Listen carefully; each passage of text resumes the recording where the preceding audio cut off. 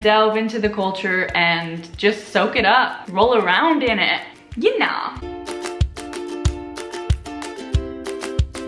Today I'm going to be sharing 5 mistakes not to make when studying abroad. I studied abroad for 3 years in Florence, Italy. I went to an institute that also had a lot of students coming in and out just for the semester. So these mistakes not only come from my personal experience, but also from students around me who were there just for a semester, which is the more typical study abroad experience. So let's get into it. The first mistake that you should avoid is traveling every single weekend. I cannot tell you how many students I saw going to a new country every single weekend. It's actually something really common and you'll see a lot of students doing this, but I highly recommend not doing this because it ends up getting so exhausting and it's really not worth it. You are seeing a lot of places, but doing it so consistently with no breaks in between, it's hard to even enjoy the trips you're taking. So I would recommend making a list of 6 to 8 places that you really want to see during your time abroad and make it happen. Plan the weekends, plan the times, and make sure that you leave enough space in between each trip. It's interesting because when I was at my school in Florence, I noticed an almost sort of competitive atmosphere between students and how many places they traveled to. People would return to class on Monday and say, oh, I went to 4 countries this weekend. It was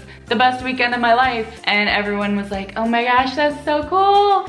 And I just kind of sat there thinking to myself, did you really see those 4 countries though? It's just a little ridiculous. I don't know. Maybe that sounds a little ignorant since I do live in Europe. And of course, people have a different mindset when they're in Europe for a specific amount of time and they aren't sure when they'll be back. And when you're in school, you have a sort of freedom that you might not have again in the future. So I totally understand that. But I also think that when you're traveling, you should really stay in a place for a certain amount of time, really get to know it, delve into the culture, and just soak it up, roll around in it.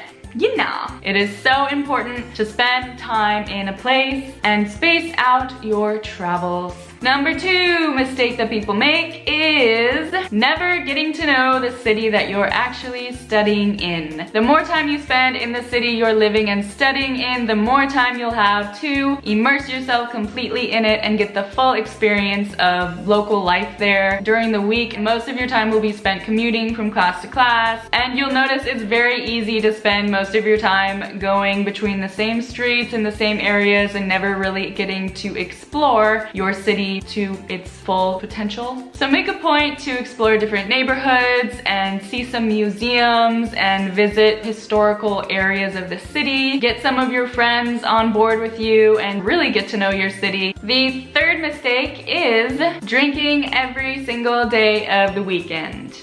And sometimes on weekdays. This is so obvious that I don't really need to say it, but there is a huge party mentality around studying abroad. There's a completely new sense of freedom since the age limits in Europe are much different than the US. So it's easy to get into clubs, bars, restaurants, anywhere because you're of age, and most places actually don't even ask for an ID. It's just not something they do in Europe. Of course, it's okay to go out with your friends and enjoy the city nightlife and just take advantage of that freedom, but it can be over-enjoyed sometimes, a lot of the times, when people study abroad. So yeah. Number 4, never taking time to learn the local language of the place you are living. I actually know someone who studied abroad in Italy for 6 months, and after all of that time here, the only word they learned was ciao. To avoid that happening, I would recommend enrolling in at least 1 language course during your time studying abroad.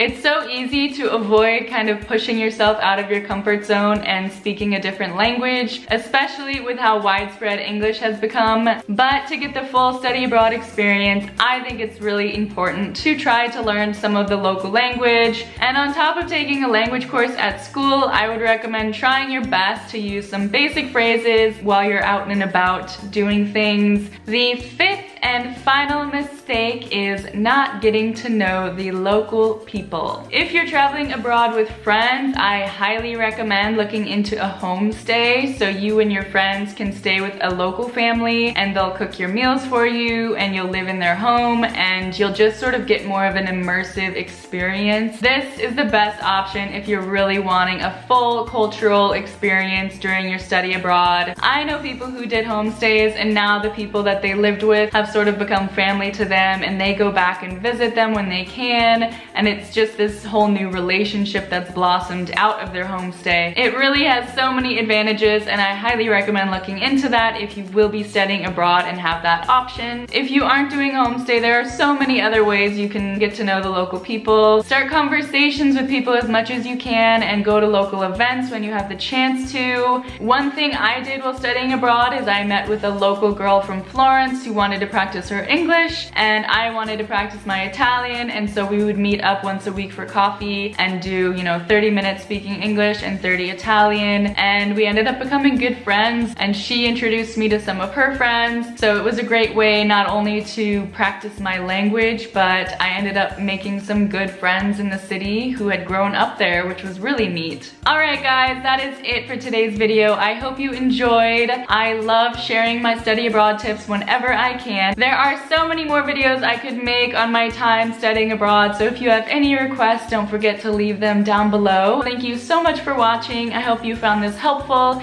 If you enjoyed, don't forget to give it a big thumbs up and hit the subscribe button so you don't miss any of my future videos. I'm an American girl living in Italy and I'm here to share all things Italy with you and a little in between. I will see you guys next time. Ciao for now.